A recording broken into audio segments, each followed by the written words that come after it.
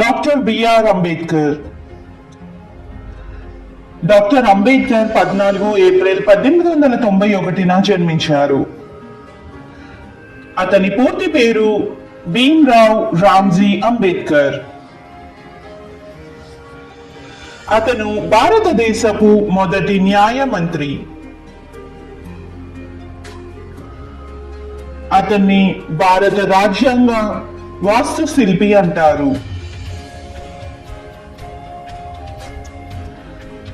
అతన్ని దళితుల దూత అంటారు.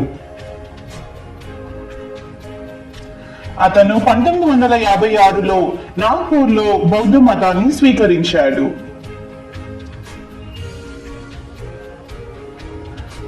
అతను కుల వివక్షతకు వ్యతిరేకంగా ఉన్నాడు. భారతదేశం నుండి విదేశీ సంస్థ నుండి ఎకనామిక్స్ డాక్టరేట్ పొందిన మొదటి వ్యక్తి. 1956లో అనారోగ్యం కారణంగా మరణించారు. అతనికి 1990లో భారతరత్న ఇవ్వబడింది.